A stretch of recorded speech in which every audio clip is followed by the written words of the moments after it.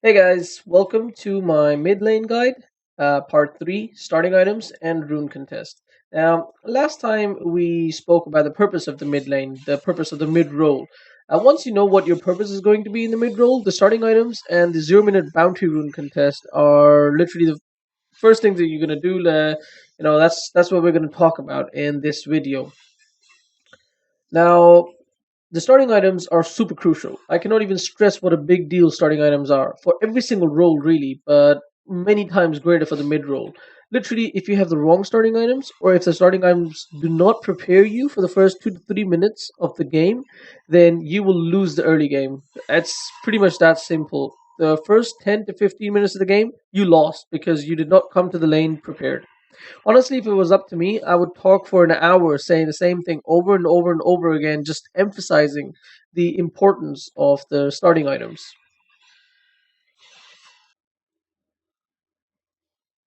Okay.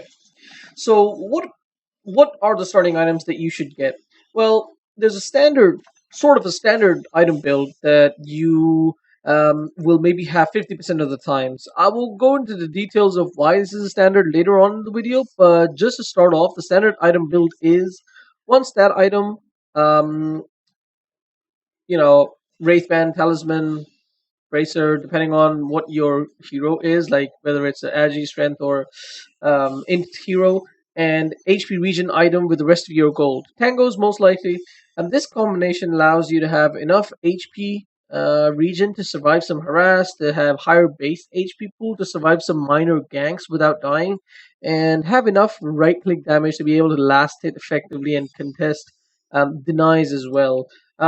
Keep in mind that each of these items, a null talisman will give you 9 damage if you're an int hero. Same thing with Wraithband for an Agi hero and Bracer for a strength hero. Now, that is just thoughtless standard item build. I don't want to talk too much about this standard one. What I want to teach you is to figure out for yourself what items you will need in the lane from one scenario to the next, because it's next to impossible to list all the scenarios and so that you can just memorize and list all the different types of builds. So what are some of the important scenarios that you would need to change your item builds and adapt? Well, to answer that question, you have to first ask yourself, what do I need to do in the first 2 to 3 minutes of the lane? Right? Will I be up against well, first of all, if you're a melee hero, and this is where your item build is possibly the most unique, and this is mostly because of the stout shield which is added to your items. This is a must on melee heroes, on melee cores, whether you're a carry or a mid laner, and because you're unable to get. And because you've got this stout shield, you won't be able to get any stat items, and so you won't have decent right click damage.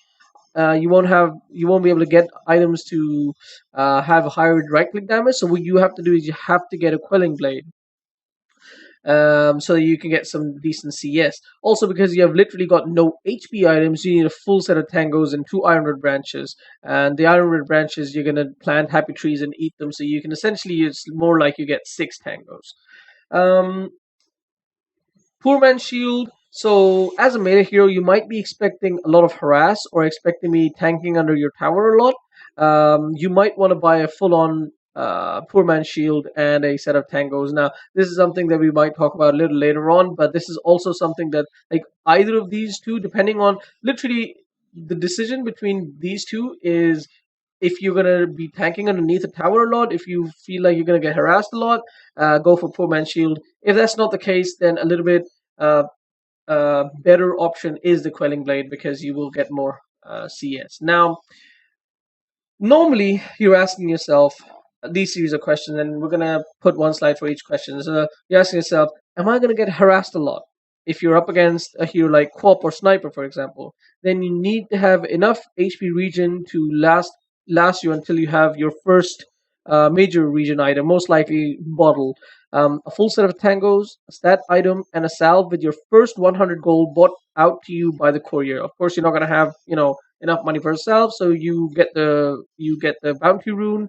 Immediately, you buy a salve, and you have the courier bring it over to you before even the creep waves meet, maybe, or slightly after the creep wave meet. The next question: am I the dominant one in the lane? For example, if I'm a ranged hero and the enemy is a melee, so I expect to harass the enemy a lot, but you don't expect to take a lot of harass. Then you want to have one pool. Then you want to have only pooled tangos. Get a fairy fire along with a stat item and ironwood branch to eat the shared tango and get maybe the double effect. But this way, you will have lots of right click damage, extra right click damage, but you won't have any region. But you don't need region. Um, Am I expecting to take a lot of creep harass because the enemies are pushing here like Sand King, and I'll be farming a lot underneath the tower.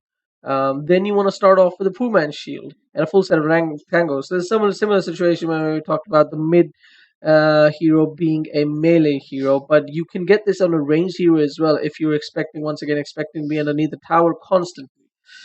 Um, is there going to be a roaming slash ganking hero like a Ricky, Bounty Hunter, Pudge, Mirana, whatever? Then you want to request a sentry and or an observer for mid. And if your supports don't get them for you, then you want to get them yourself to avoid being completely destroyed in the lane. And then a full set of tangos along with whatever components of the stat items that you can buy. Essentially, I don't mean you have to buy both Sentry and Observer. What I mean is, if there's a Pudge or a Mirana or a Spirit Breaker or something that is going to be roaming a lot, then you want to have an Observer. And you want to have the Observer placed in a decent position so that you can see the gang coming in due time. Whereas if it's a Ricky or a Bounty Hunter, then you want to have a Sentry. The worst feeling in the world is buying a sentry for yourself as a mid laner when you're up against the bounty or Ricky, but you have to do that. If you don't do it, you're probably gonna die, and this is gonna cost you 200 gold. If you don't buy it, it's gonna cost you early game. So it is super crucial that you do buy these things. Is the enemy going to be is the enemy going to be spamming a lot of spells like Zeus? In that case, you want to start off with a magic wand, a full magic wand, and a set of tangos. Don't just buy a wand every time you see Zeus, though. Ask yourself, what is your purpose in the mid lane? Something we discussed in the last episode of this series. If your purpose is to get farmed, then you want to concentrate on getting the best last hitting items. Like if you're a TA, your fraction can deal with the spam, and you can just get last hits. Um, the, start off with a wraith band and tangos just as usual. Obviously, a stick will give you lots of HP and mana, but it's gonna compromise a little bit on your last hitting, maybe. If you're not really fantastic at it. If your job is to shut down the enemy mid laner, if you are, for example, Timber against an Alk, then you want to concentrate on making sure you harass as much as possible. Maybe a bottle rush scenario. A few rare cases. Speaking of bottle rush, a few rare cases are when you want to literally rush the bottle as quickly as possible, like a Storm Spirit or a Nyx Assassin who's going to have a really, really rough lane. Then you want to start off with a pool tango. You want to start off with pool tangos, Mantle of Intelligence, and two Ironwood branches. You'll have 375 gold in the bank for a bottle rush. Of course, there's going to be 475 when you get the bounty rune, especially if you get the bounty rune. And then really, it's just like within if you get 2 CS, you get a bottle by 1 minute. And it's really perfect, that sort of scenario. Now, this would be a good opportunity to talk a little bit about bottle. Although bottle is not really a starting item, but it might as well be should be considered as such. Reason for that is because for most mid laners, bottle is the first thing they will purchase. The important thing is to look into why that is so. Unlike other lanes, the mid lane is up against an enemy of equal strength. Safe lane is usually safe for your core with the support helping out that core. Off lane is a tough lane anyway, so the off laner is mostly just looking to grab some levels, not really engaging the enemy too much or get too much farm. The mid lane, however, is a constant engagement. You can think of it as you're in a battle like the off lane, like you're getting harassed and all that, like the off lane, but you're expected to get the farm as the mid lane, as the safe lane. So you're constant farming, constant harass, constant spell usage, the works. Therefore, in order to remain relevant in the mid lane, your hero needs to have HP as well as mana regen up all the time. You fall behind in either of these, and you're literally forced out of the lane, allowing the enemy mid laner to just snowball, leaving you in the dust. Bottle solves this problem quite nicely. It gives you HP and mana regen in 3 charges, which can be refreshed by taking the rune, which is something most mid laners should be looking to grab if possible. It can be refreshed by taking the bottle back to base by a courier, which is called um, bottle crowing, or if one of your allies TPs to the mid, you can drop the bottle in their inventory within 3 seconds of them TPing to your lane. This is because the fountain healing effect lingers for 3 seconds after leaving the fountain.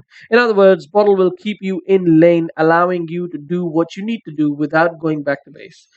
There are a few heroes who do not need bottle, and that is because these heroes have built-in regen solutions. Invoker with his horse orbs, for example, or heroes who will not take harass and will not use spells like Viper or Drow Ranger.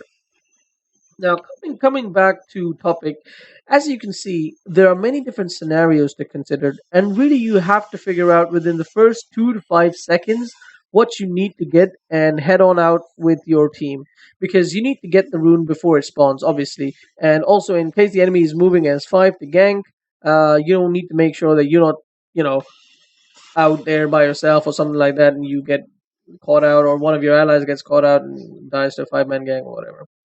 The rune is important due to 2 reasons, though. Firstly, because it gives you a little bit of boost, 100 gold closer to your bottle, or whatever your first item is going to be. And secondly, to prevent the enemy team from getting this boost. The bounty rune is especially important if you're going for the bottle rush, really. Um, Totally forgot, by the way. Now you can also pick your starting items during the draft, so you really should take maximum advantage of the this new feature introduced in this new patch. However, the rune is hugely overvalued. It's nice to have the rune and get that bonus bounty with bonus gold, but it's not worth taking harass from the enemy team.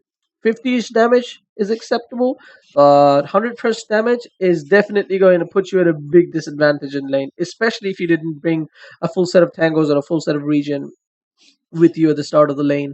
Someone in the comments might be like, well, but sometimes I can get a kill and get a huge boost of gold and everything, and that's definitely worth it. Well, yeah, sure, but how much HP and mana did you lose for that?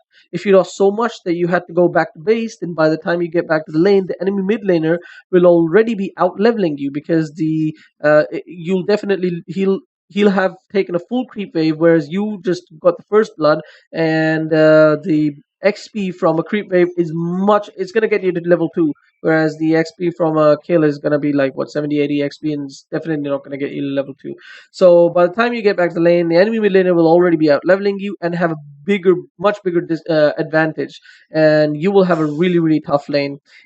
But if you did not go back to base and you're in lane with half HP and half mana, then you're gonna get completely zoned out by the enemy pretty heavily, losing much more than you gained by the first blood.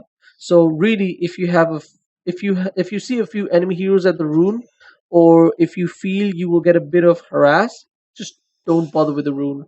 Just head on over to the lane, get a creep block, um, get a decent creep block, and that brings us to the next video, really, with the core of the next video, which is going to be creep block mechanics. And that's it. Thank you very much for watching. Leave your comments, criticisms, or suggestions, or anything in the comments down below. Once again, I will be giving away a set, and this time, because I took so bloody long. Actually, the reason why I took so bloody long is because I actually recorded the video, and when I played it back, there was some weird static noise in there, so I had to re-record the whole thing, which made me a bit lazy, and it took a while. So sorry about that. And for this one, I will definitely be giving away one of those mythical or legendary, or one of those nice sets. You know, the one I think one's from the treasure, the recent battle pass treasure thingy, treasure 4. I think I have a decent bloodseeker one, and I'm not really playing bloodseeker anymore. But yeah, thank you very much for waiting and uh, complaining to me about getting the videos out. I like that. And I'll speak to you guys later. Thank you very much. Bye bye.